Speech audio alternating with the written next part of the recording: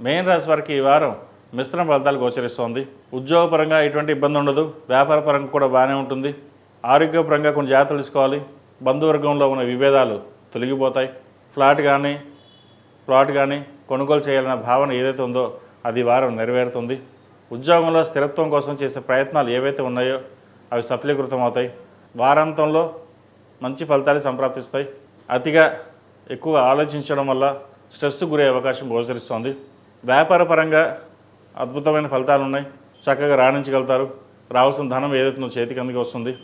అదేవిధంగా జీవిత భాగస్వామి సలహాలు సూచనలు మీకు ఎంతో మేలు చేకూరుస్తాయి.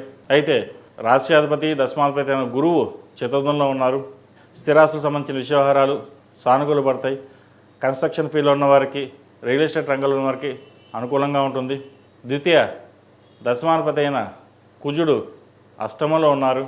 అష్టమంత వీరికి బాగలేదు. దూర ప్రాంత ప్రయాణాలు చేసేటప్పుడు కొంచెం జాగ్రత్త వహించాలి. సంతాన అభివృద్ధి కోసం మీరు చేసే ప్రయత్నాలు ఏవైతే ఉన్నాయో అవి లాభిస్తాయి. దైవ దర్శనం చేసుకోగలుగుతారు. పుణ్యక్షేత్రాలను సందర్శిస్తారు. నలుగురు బాగుండాలి, మనము బాగుండాలి, అందులో మనం ఉండాలనే భావన ఏదైతే ఉందో అది మిమ్మల్ని ముందుకు నడిపిస్తుంది.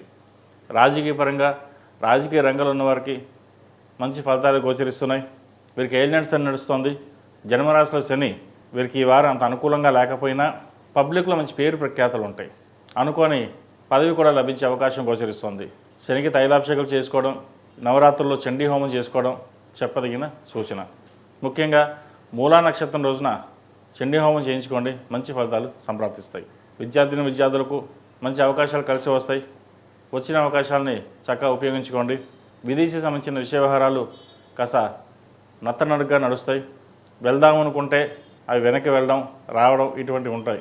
అలాగే విదేశాల్లో ఉన్నవారు అక్కడ ఉద్యోగం మానేసి లేదా ఇండియాకి వచ్చేద్దామనే భావనలు ఎవరైతే ఉన్నారో ప్రస్తుత పరిస్థితుల్లో అక్కడే ఉండి ఉద్యోగం చేసుకోవడం చెప్పదగిన సూచన.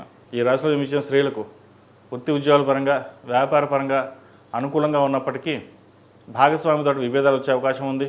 భాగస్వామి వ్యాపారాలు నష్టపోయే అవకాశం కూడా గోచరిస్తోంది. జాగ్రత్త వహించాలి. సొంత నిర్ణయాలు అంత పనికిరావు. ఏదైనా సరే నలుగురు సలహాలు తీసుకుని అది బాగుందా లేదా ఆలోచించి ముందుకు వెళ్ళండి. అన్నీ మనకే తెలుసు, మనం చెప్పిందే వేదం అన్న భావంతో ఏ రోజు ఉండకండి. ఇది అందరికీ కాదండి, కొంతమంది మటుకే.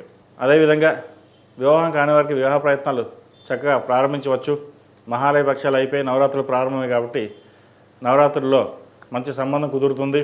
ఈ రాశిలో జన్మించిన వారికి కలిసి వచ్చే సంఖ్య 2, కలిసి వచ్చే రంగు మిల్కీ వైట్. ఏదైనా పని మీద బయటకు వెళ్ళేప్పుడు మంగళవారం కానీ గురువారం కానీ వెళ్ళండి. మంచి ఫలితాలు సంప్రాప్తిస్తాయి.